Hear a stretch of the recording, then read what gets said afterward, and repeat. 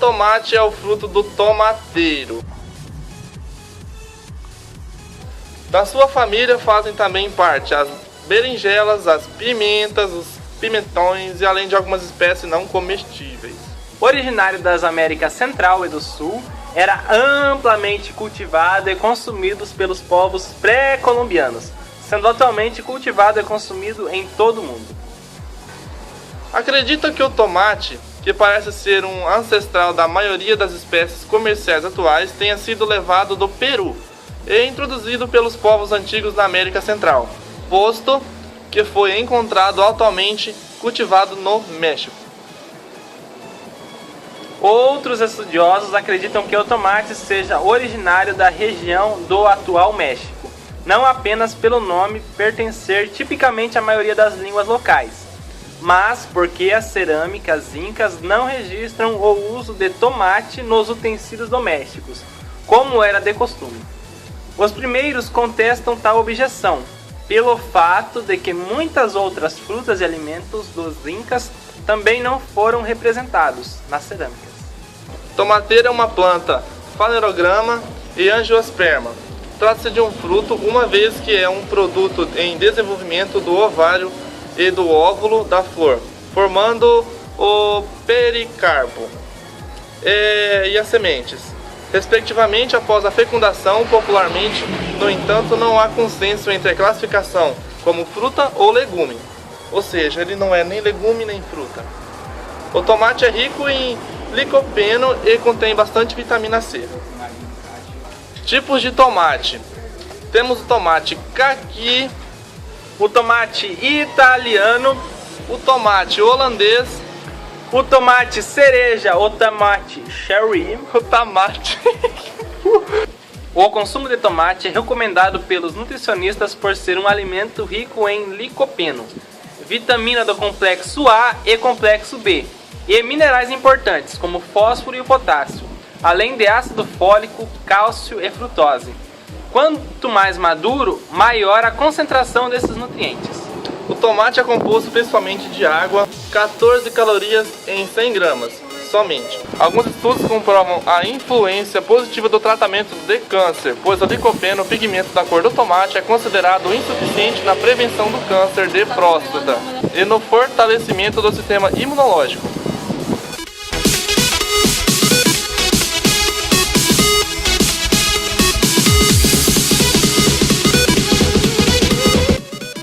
Corre o nome vulgar genérico das diversas variedades cultivares da espécie Brassica oleracea, ou seja, a couve, da família das Brassiaceae, e a que também pertence ao nabo, a mostarda. É uma planta muito utilizada como verdura na cozinha para sopas, como a couve gelada, o caldo verde, as conservas, como repolho para chucrute, entre outros acompanhamentos, como a couve à mineira. É uma planta cuja descrição se torna difícil, já que as diversas variedades são bastante diferentes em termos morfológicos. Assim, pode-se considerar que é uma planta herbácea, mas há algumas variedades sublenhosas na zona da base do caule. Pode ser considerada uma planta bianual, ou seja, duas vezes por ano. Mas tem por vezes tendências perenantes. O seu ciclo de vida pode prolongar-se para além de 2 anos. O caule é ereto, podendo ser curto, como no repolho, ou longo, como na couve galega. As folhas da base podem se diferir-se das folhas terminais. As basilares, ou seja, da base da planta lá embaixo. Onde a planta fica embaixo. Da onde a planta fica embaixo. Desenha a planta aqui rapidinho. Ó, essa planta que vocês estão vendo, essas plantas vocês estão vendo, essa é a basilar e aqui é o caule dela, onde fica as flores. As folhas, na verdade, que a gente come. Enquanto nas folhas superiores podem ser oblongas, obivadas, onduladas, denteadas, formando ou não uma cabeça de folhas apertadas. Isso é a couve, cara.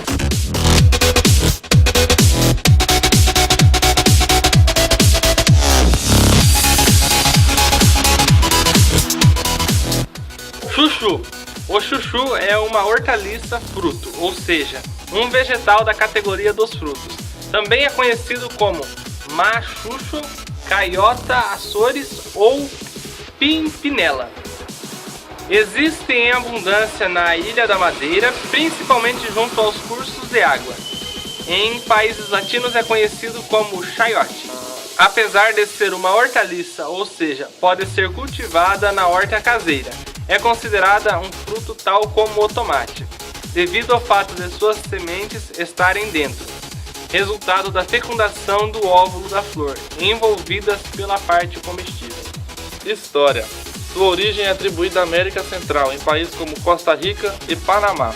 Foi registrada pela primeira vez pelo botânico Patrick Bonner, em 1756. Segundo alguns historiadores, essa hortaliça fruto já era cultivada no Caribe, à época do descobrimento da América. É uma trepadeira herbácea da família das cucurbitáceas. Era bem conhecida na antiguidade pelos astecas e tinha grande destaque entre as demais hortaliças cultivadas na época, devido ao seu sabor característico e bastante suave. Podemos ser consumido durante o ano todo. De fácil digestão, rica em fibras e pobre em calorias. Bom para regime alimentar. Na Madeira é conhecida por pepinela ou pimpinela e faz parte de gastronomia local, sendo normalmente cozida com feijão, com casca, batatas, maçarocas, milho, para acompanhar pratos de peixe, normalmente caldeiradas. Nutrientes. Destaca-se por ser uma fonte de potássio e fornecer vitaminas A e C. O chuchu é uma cucurbitácea, tal como o pepino, as abóboras, o melão e a melancia. Do chuchu nada é desperdiçado. Pode-se consumir as folhas, brotos e raízes da planta, depois de devidamente lavados. Os brotos refogados são ricos em vitaminas B e C e sais minerais, como cálcio, fósforo e ferro. As variações. Possui uma grande gama de frutos quanto à forma, tamanho e cor. Estes podem ser arredondados ou terem a forma de pera, mais comumente é encontrada nas feiras e quitandas. A casca pode ser lisa ou com espinhos. Conforme a espécie, sua cor varia do branco ao verde, bem escuro. No mercado, há preferências pelos frutos de casca verde clara, sem espinhos, com tamanho de 12 a 18 centímetros de comprimento. O fungo vassoura de bruxa já foi encontrado no Rio de Janeiro, São Paulo, Pernambuco, Minas Gerais, Paraná e mais recentemente no Espírito Santo, causando extensos prejuízos aos produtores. Variações dessa doença também afetam o cacau, a batata doce e o amendoim. Ainda não se sabe a causa, mas suspeita-se de insetos transmissores. Como os frutos contaminados são facilmente visíveis e assim evitados, não há riscos significativos para a saúde humana.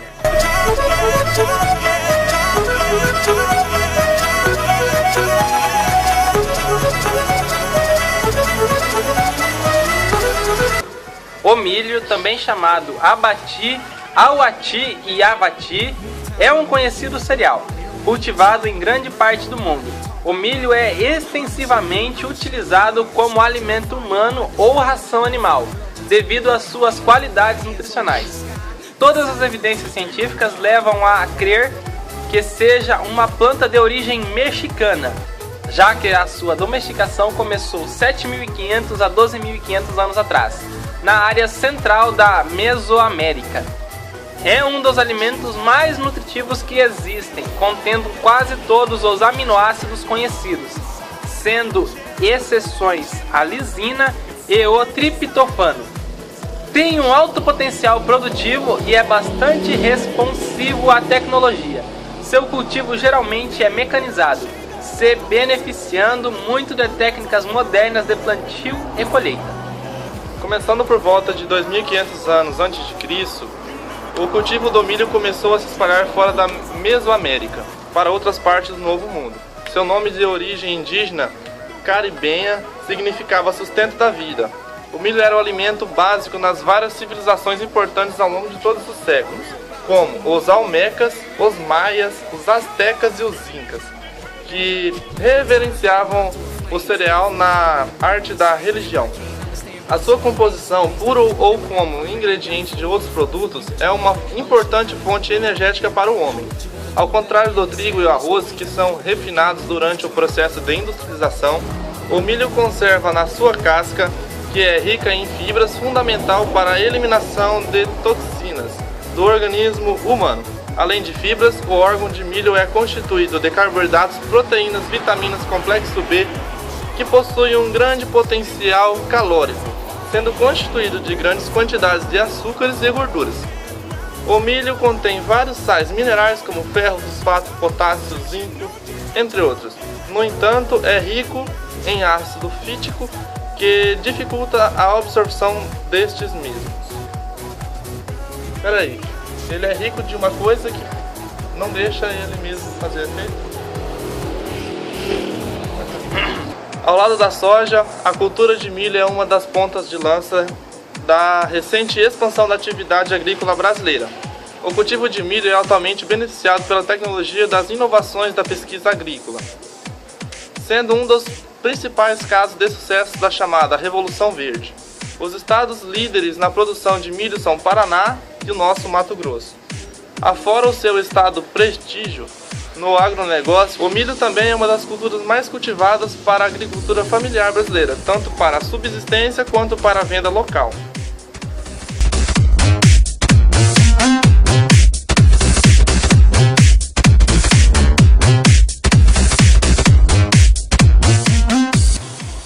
Batata. Batata inglesa, batatinha, escova, papa, semilha, enfim, tem vários nomes. É uma planta perene da família das Solanáceas. A planta adulta geralmente tem entre 60 e 100 centímetros de altura. Possui flores e fruto e produz tubérculo, comestível rico em amido e importante carboidrato. Os nomes podem referir-se tanto ao tubérculo comestível quanto à planta em um todo. Como qualquer cultura, as plantações estão sujeitas ao ataque de diversas espécies de bactérias, fungos e insetos que comprometem a produtividade. Por isso, investe-se na criação de variedades mais resistentes, além da criação de batatas geneticamente modificadas. Apesar do grande temor que ainda existe sobre os produtos transgênicos, o aumento da produtividade é visto ainda como uma solução para acabar com a fome em diversos países. A batata é uma planta herbácea que pode atingir mais de 100 centímetros de altura e produz um tubérculo, que é a batata que a gente come. Rico em amido, a batata pertence à família Solanaceae e compartilha o gênero Solanum, com pelo menos outras 1000 espécies como o tomate e a berinjela. Em semente, duas subespécies levemente diferentes, a indígena, que é adaptada às condições de dia curto e cultivada somente nos Andes. A batata é cultivada por todo o mundo e acredita ser descendente da introdução subespécie indígena na Europa, que se adaptou aos dias mais longos.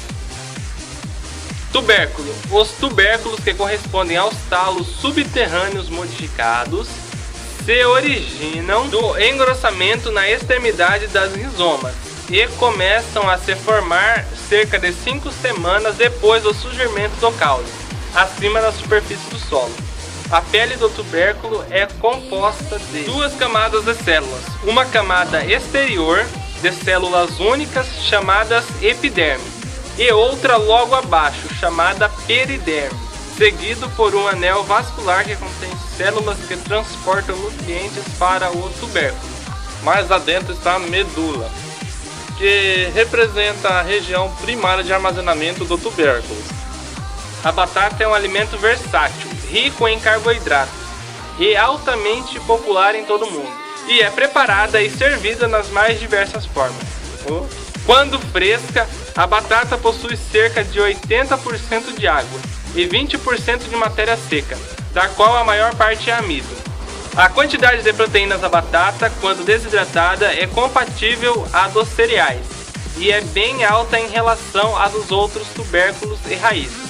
Além disso, a batata possui pouca gordura e é rica em vários micronutrientes, especialmente vitamina C. On a river now.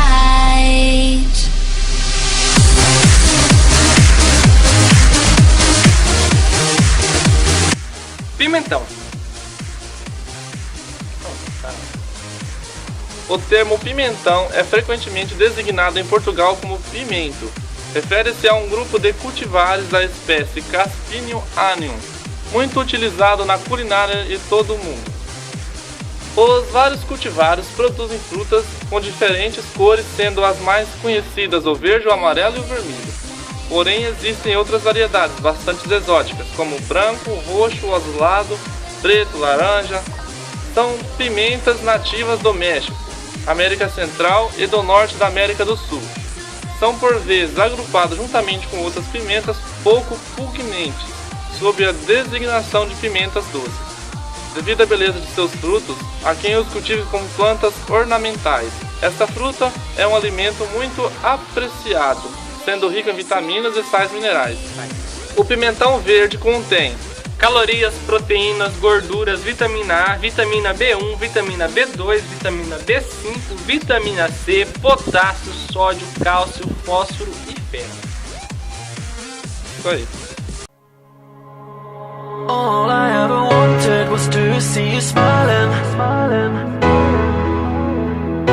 I know that I love you, oh baby, why don't you see? O arroz é normalmente cultivado como planta anual, embora em áreas tropicais para sobreviver como um perene. Ele pode produzir uma soqueira, que é uma safra de até 30 anos. A semente é comestível e um grão, chamado de cariopsose, que mede de 5 a 12 milímetros e pesa entre 0,79 gramas, por aí.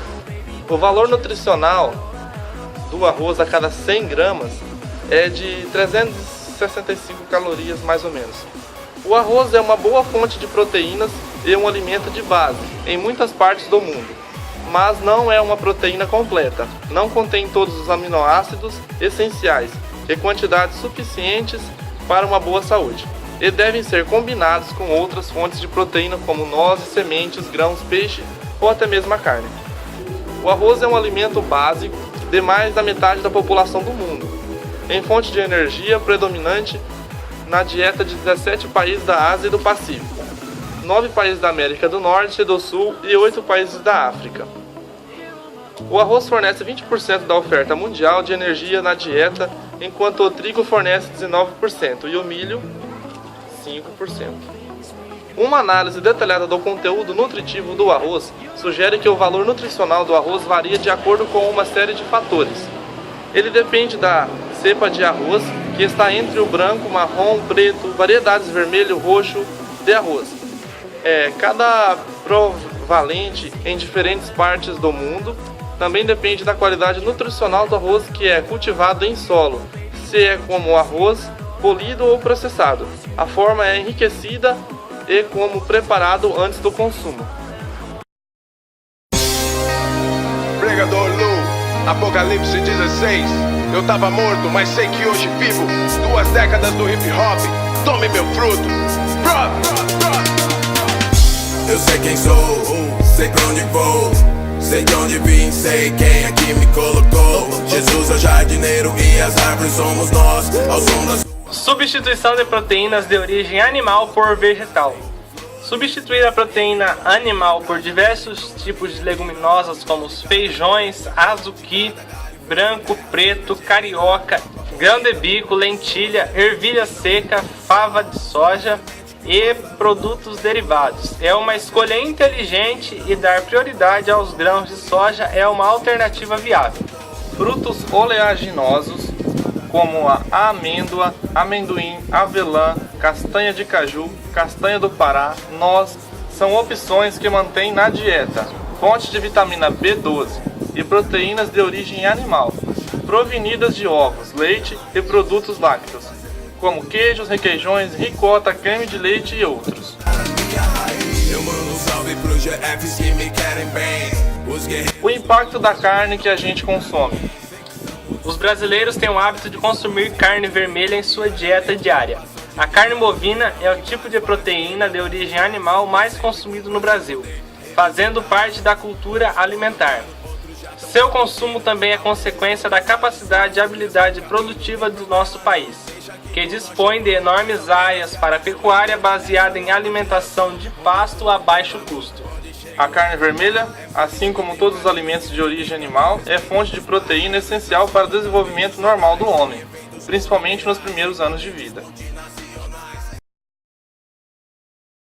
Amigos ouvintes, a humanidade está um nó difícil de desatar.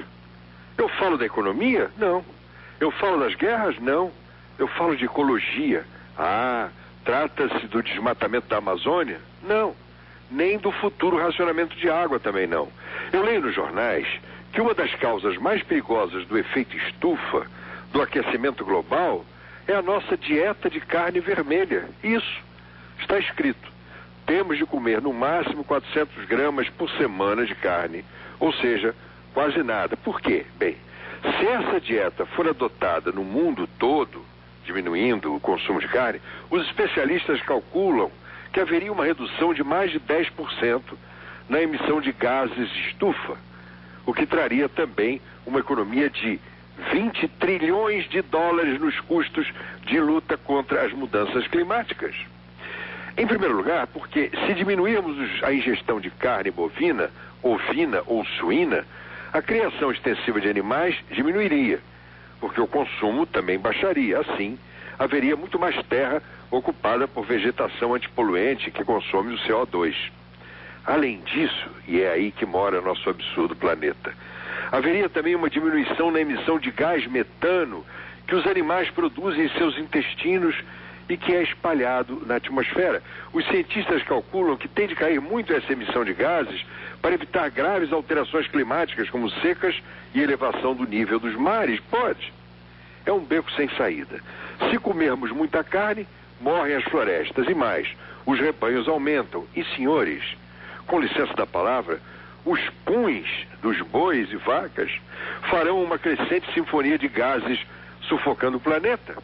Ou seja, depois de milênios de lutas e esforços, guerras, paz, grandes invenções, a arte, a cultura, a ciência, a razão, todos os orgulhos da humanidade, tudo isso poderá ser destruído pelos puns. Isso. Pum, pum, pum, para lá, pum, pum. Quem diria? Achávamos que acabaríamos em guerra total, em ataques de ETs ou queda de asteroides. Não. Seremos destruídos, entre outras besteiras humanas, pelos punzinhos de inocentes boizinhos. Aliás, pensando bem, a humanidade não merece muito mais que isso.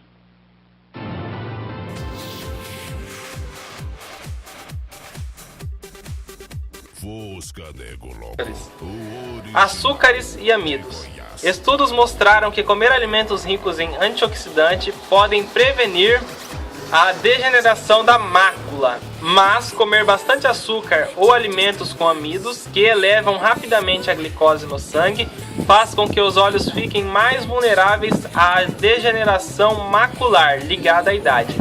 Muito açúcar no sangue é chamado hiperglicemia. Isso pode acontecer se você comer alimentos ricos em amido, muito pouco exercício físico ou tomar medicação para diabetes. Também pode acontecer se você estiver doente ou sob estresse. Se o açúcar no sangue elevado não é tratado, você pode desmaiar ou entrar em um coma. O que você pode sentir-se?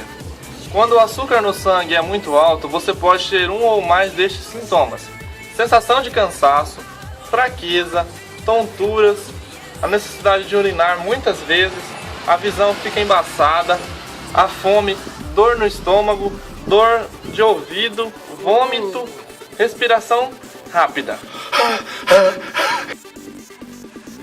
Albumina. Refere-se de forma genérica a qualquer proteína que é solúvel em água, moderadamente solúvel em soluções salinas e sofre a desnaturação com o calor. Proteínas dessa classe são encontradas no plasma e diferem das outras proteínas plasmáticas porque não são glicosiladas.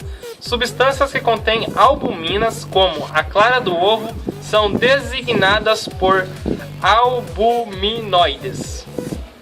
Funções da albumina: manutenção da pressão osmótica, transporte de hormônios tiroideais, transporte de hormônios lipossolúveis, transporte de ácidos graxos livres, transporte de bilirrubina não conjugada, união competitiva com íons de cálcio e controle do pH.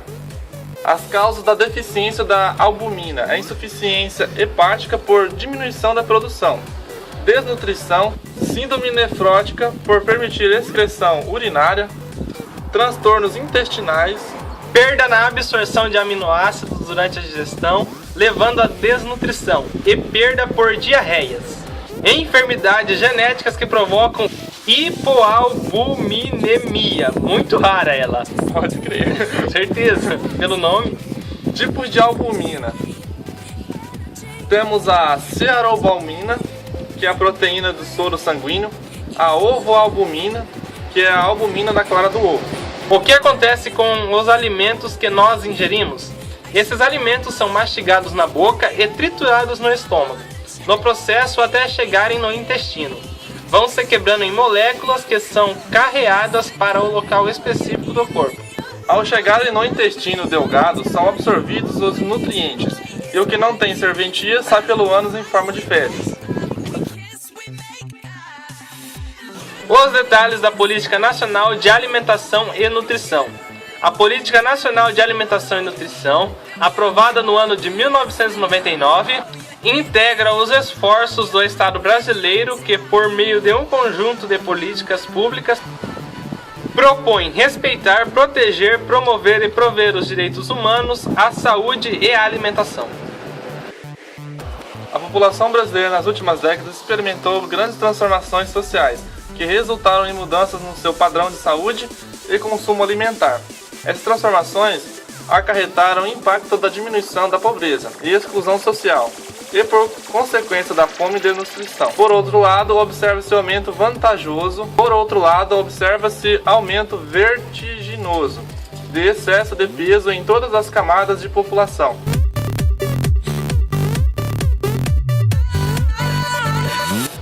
É isso aí, pessoal. Chegamos ao final de mais um vídeo do JL Produções. Espero que vocês tenham curtido aí. Professora Lucimar, foi pra você. Trabalho de Biologia do 3º ano E. Espero que vocês tenham gostado e que a gente ganhe aquele 10zinho bacana.